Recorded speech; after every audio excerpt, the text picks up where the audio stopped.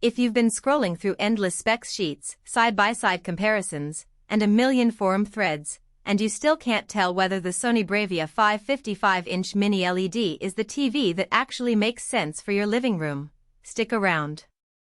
I've spent the last few days watching movies, gaming on a PlayStation 5, and binge-watching shows on a handful of competitors, then sitting down with the datasheets and a few buyer comments to figure out where this set truly shines and where it might leave you wishing you'd chosen something else.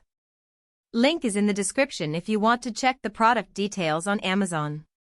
First off, the biggest question most folks have is, will I notice the mini LED upgrade enough to justify the price? In my tests, the 55-inch panel does deliver a punchier contrast ratio than a standard LED, especially in dim rooms where the deep blacks and bright highlights feel more distinct. That matters if you're the type who watches a lot of HDR content on Netflix or Disney Plus and want those bursts of color to really pop.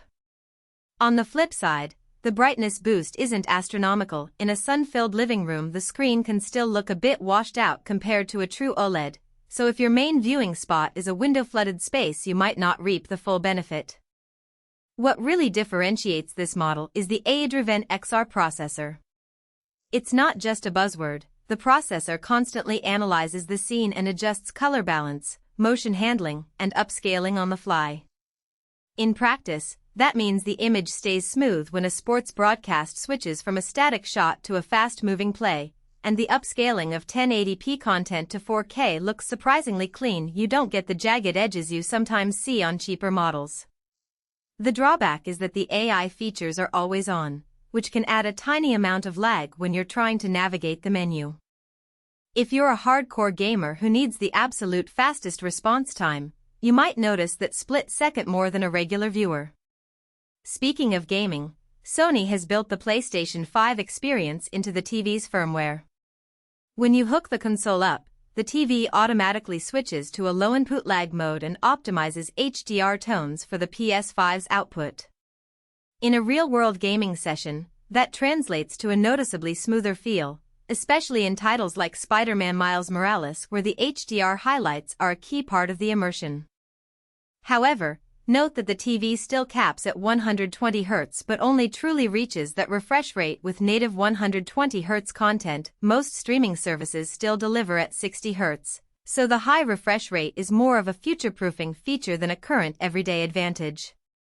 If your household is a mix of streamers, gamers, and occasional movie nights, the everything you stream, all-in-one screen promise holds up. The built-in Google TV interface loads apps quickly, and the voice search works reliably, letting you shout play the latest episode of The Crown without fumbling for the remote. The downside is that the remote itself feels a bit cheap compared to Sony's higher-end models. The buttons are soft and can wear out a bit faster, which is something to consider if you have kids or tend to misplace remotes often. A universal remote or a smartphone app can solve that, but it's an extra step. Let's talk about the Studio Calibrated Picture claim. Sony has partnered with content creators to fine-tune the color gamut, and the result is a fairly accurate representation of what the creators intended. In my side-by-side comparison with a reference monitor, the BRAVIA 5 hit the target within a few percentage points for most shades, a real win if you care about color fidelity for photography or home theater use. That said, the calibration is more noticeable in cinematic content. For everyday TV shows or news broadcasts, the difference is subtle enough that most viewers won't notice it. Now, who should actually buy this TV?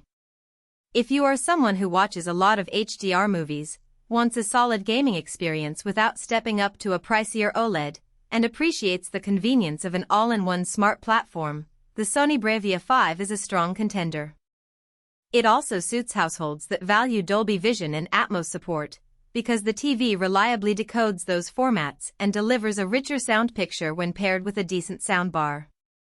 Conversely, if you are a minimalist who only needs a basic screen for news and casual YouTube videos, the extra mini LED panel and AI processing may feel like unnecessary fluff.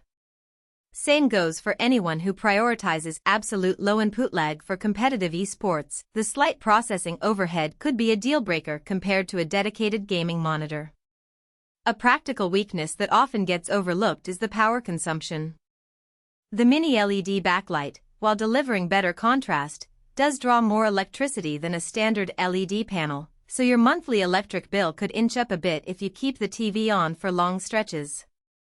It's not dramatic, but it's a hidden cost for the eco-conscious buyer.